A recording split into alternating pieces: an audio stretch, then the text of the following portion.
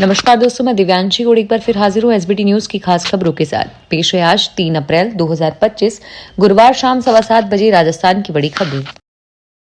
लोकसभा से पास होने के बाद गुरुवार दोपहर वक्फ संशोधन बिल को राजस्थान में भी राज्यसभा में पेश कर दिया गया है।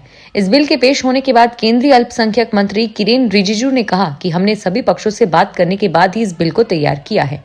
रिजिजू ने कहा कि इस बिल को लेकर 1 करोड़ से अधिक सुझाव हासिल हुए हैं। जितनी गहन चर्चा इस बिल को लेकर हो रही है, आज से पहले किसी बिल को लेकर नहीं हुई है। अब पब्लिक प्राइवेट फंड में नॉमिनी का नाम अपडेट कराने या नॉमिनी बढ़ाने पर आपको कोई फीस नहीं देनी होगी। वित्त मंत्री निर्मला सीतारमण ने बताया कि हमने इसके लिए नियमों में कुछ बदलाव किए हैं।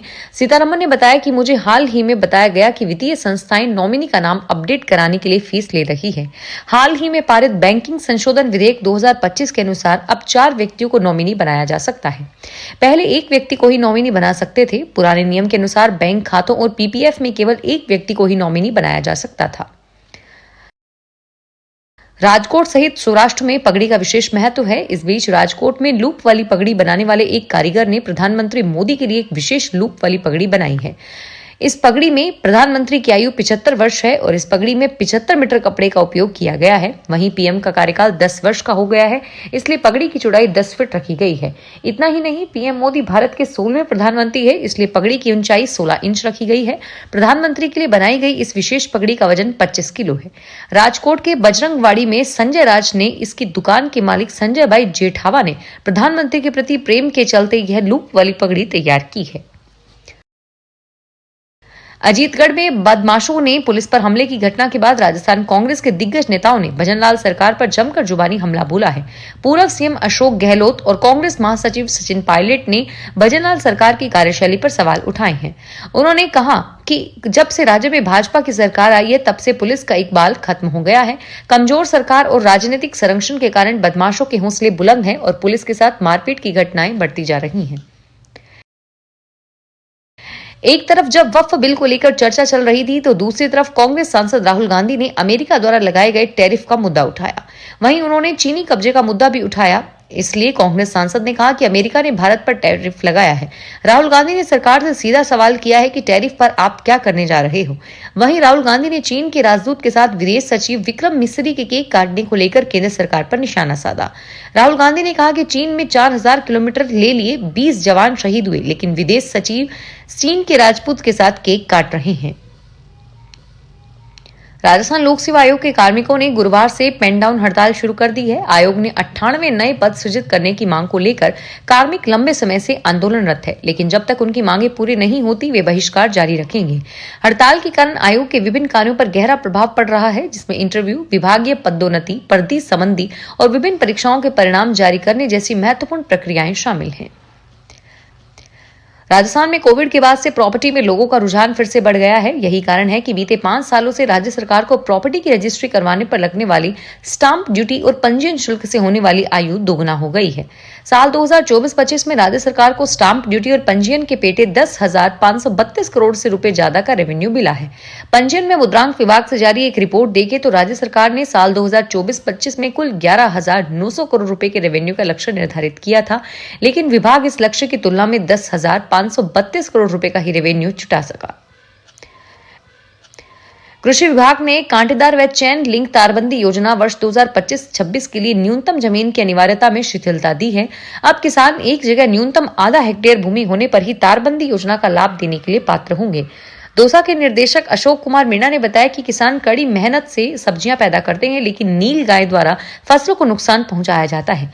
फसलों की सुरक्षा के लिए राज्य सरकार द्वारा कृषि विभाग के माध्यम से खेतों की चैन बंदी करवाने पर अनुदान दिया जा रहा है।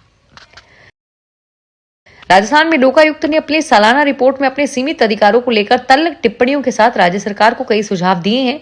साल 1973 से एक्टिव संस्था ने खुद की पुलिस बनाने और छापा डालने के अधिकार की भी सिफारिश की थी और साथ ही यूनिवर्सिटी सरपंचों को भी लोकायुक्त जांच के दायरे में लेने के लिए लिखा है।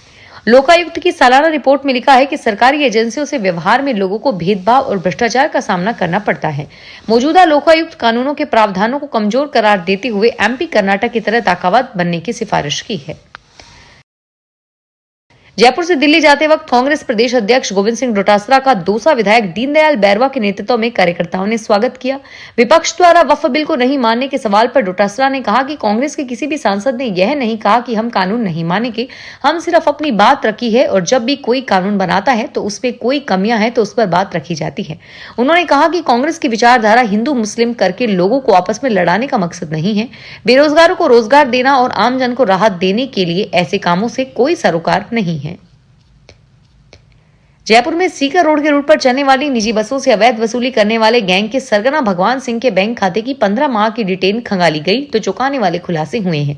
15 माह में भगवान के बैंक खाते से 2 करोड़ रुपए ट्रांजैक्शन हुआ है। जब पुलिस ने इन खातों की जानकारी जुटाना शुरू किया जिसमें भगवान सिंह के बैंक खाते से रुपयों का लेन देन होता था, पुलिस ने इस मामले में पकड़े चारों आरोपियों को बुधवार को चोमो पुलिया के आसपास सिंधी कैंप पर पैदल घुमाकर परेड कराई, जिससे लोगों को इनकी असलियत सामने आ गई और ऐसे युवक फिर नहीं करे। राजस्थान के कृषि मंत्री डॉक्टर किरोड़ी लाल मीणा ने आज सुबह केंद्रीय वन पर्यावरण मंत्री से दिल्ली स्थित उनके आवास पर मुलाकात की।